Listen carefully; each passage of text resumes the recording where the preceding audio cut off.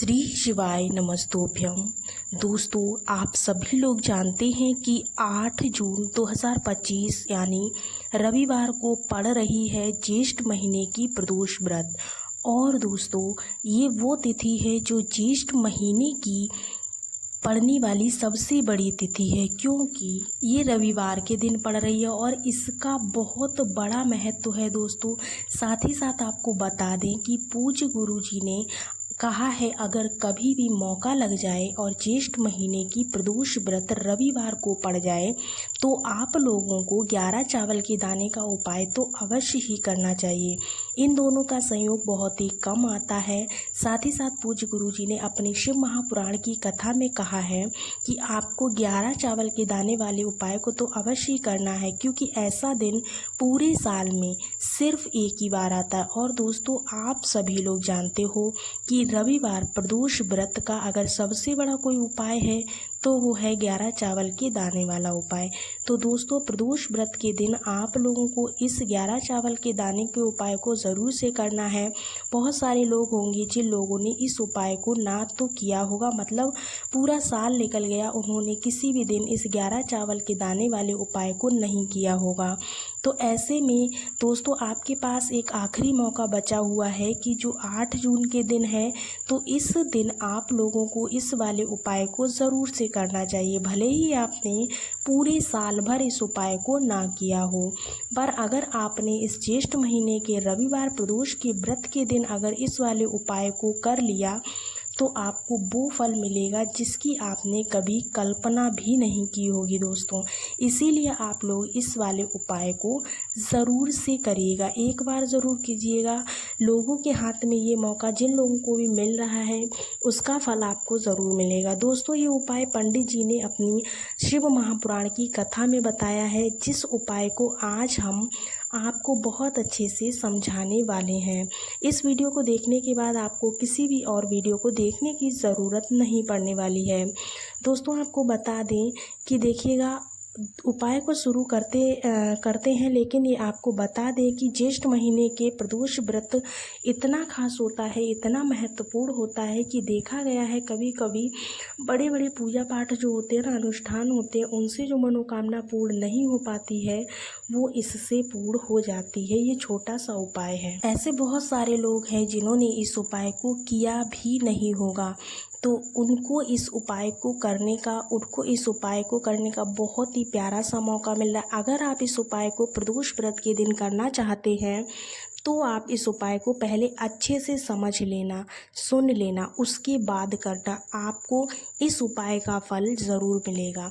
और इस उपाय को कर लेने से आपके घर में चाहे किसी भी प्रकार की दुख क्यों ना चल रहा हो, आपको उसका कारण भी पता ना हो, भाई समस्या किस कारण से चल रही है, उसका कुछ भी कारण हो सकता है, जैसे कि पितृदोष हो सकता है या किसी भी तरह का मंगल दोष भी हो सकता है। तो इस दिन आप लोगों को ये उपाय कर लेना है। ये एक ऐसा उपाय है जिस उपाय को अगर किसी विशेष दिन पर किया जाए तो भाई उस विशेष दिन का जो फल मिलता है ना, वो आप सोच भी नहीं सकते हो। इस उपाय को हमें इसीलिए प्रदोष के दिन करना है। इसका फल बहुत जल्दी मिलता है क्योंकि आप इस उपाय को बहुत ही बड़े और विशेष दिन पर कर रहे हो। तो चलिए अब उपाय के बारे में बात कर लेते हैं, लेकिन उससे पहले आप लोगों को ये जानना आवश्यक है कि आखिर ये उपाय किस समय करना है, किसको करना है और कैसे करना है। तो चलिए हम आगे अपने वीडियो में आपको एक एक करके सारी बातें बता देते हैं। लेकिन उससे पहले अगर आप चैनल पर नए हैं, पहली बार आए हैं, तो चैनल को सब्सक्राइब कर लीजिएगा और इस वीडियो को एक लाइक ज़रूर कीजिएगा। कमेंट्स में श्री शिवाय नमस्तोभ्यम ओम नमः शिवाय ज़रूर टाइप कर देना। और दोस्तों, आपके फ़ायदे के लिए, गरीबी दूर करने के लिए आपको इस वीडियो को पूरा देखना चाहिए, आपको तभी लाभ की प्राप्ति होगी। आज आपने वीडियो को अगर बीच बीच से काट कर देखा तो आपको जीवन में कभी भी इस उपाय की सफलता पता नहीं चल पाएगी। दोस्तों, इस 11 चावल के दाने को रविवार प्रदोष व्रत के दिन कैसे करना है, किसको करना है, किस समय करना है और कहाँ पर करना है, ये सारे सवालों के जवाब आपको इस वीडियो में मिलने वाले हैं। और यह वीडियो जो भी देखेगा भाई, उसको 11 चावल के दाने वाला उपाय ज़रूर करना चाहिए, क्योंकि इस दिन एक चावल के दाने का भी बहुत ही बड़ा और विशेष महत्व होता है। और दोस्तों, आज बात आ रही है 11 चावल के दाने की, तो ये सोने पे सुहागा वाली बात हो जाती है और बहुत ही बड़ा उपाय हो जाता है इस रविवार प्रदोष व्रत का।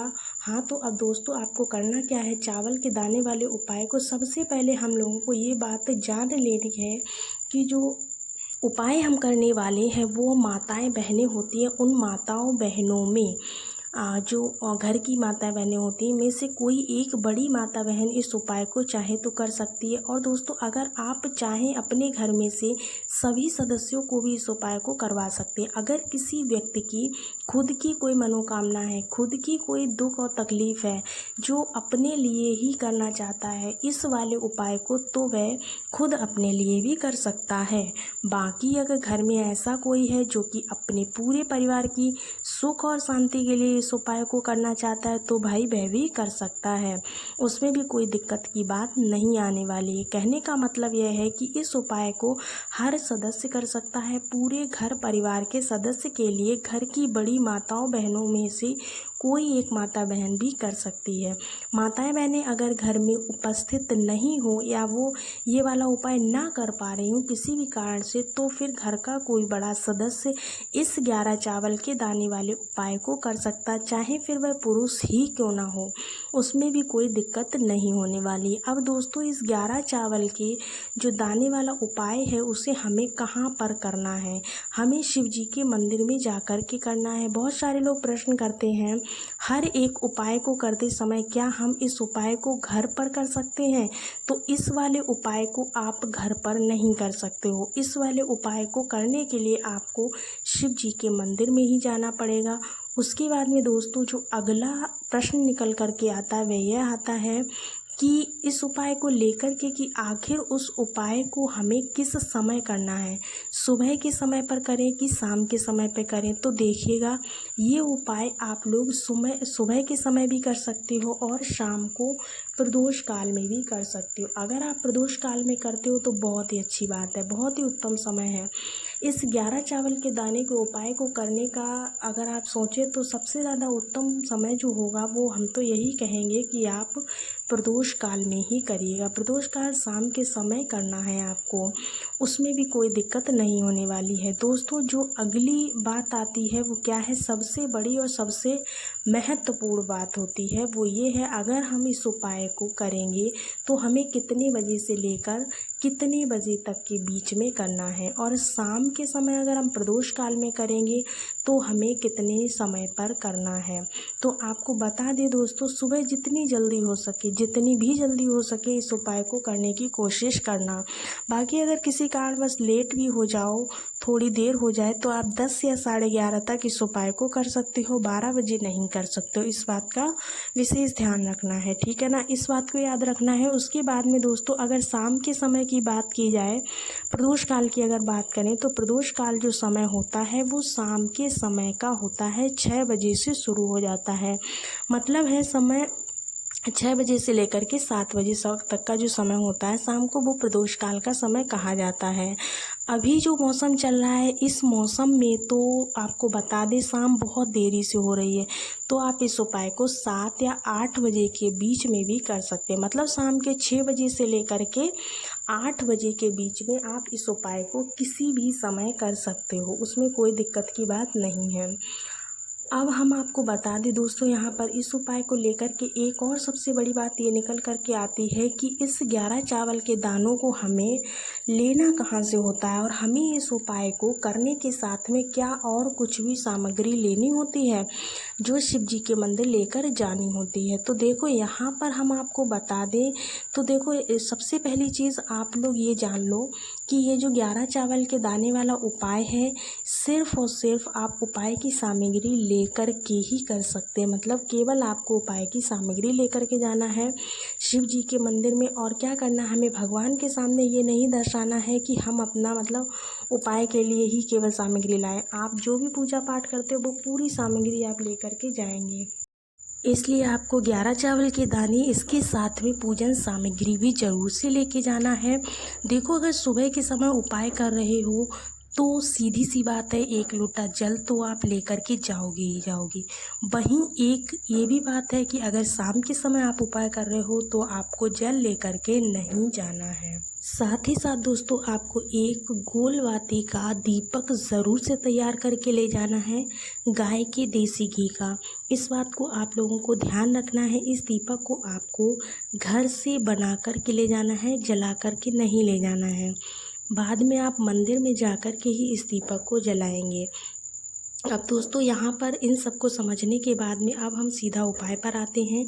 11 चावल के दाने हमें लेना है। हमें दुकान से लेकर के आना है या फिर घर पर आप हो तो घर से ले सकते हो, लेकिन ध्यान रहे चावल के दाने कहीं से भी टूटे नहीं होने चाहिए। इस चीज़ का आपको विशेष ध्यान रखना है। साथ ही साथ दोस्तों, आप लोगों को बता दें कि आप लोगों का एक सवाल ये भी रहता है कि ये जो उपाय है, इस उपाय में आपको ये नहीं देखना है कि भाई कौन सा चावल है कौन सा नहीं है, लंबा लो, छोटा लो, मोटा लो, कैसा भी लो, लेकिन ध्यान रखना है चावल का दाना साबुत होना चाहिए, टूटा हुआ नहीं होना चाहिए, कटा पिटा नहीं होना चाहिए।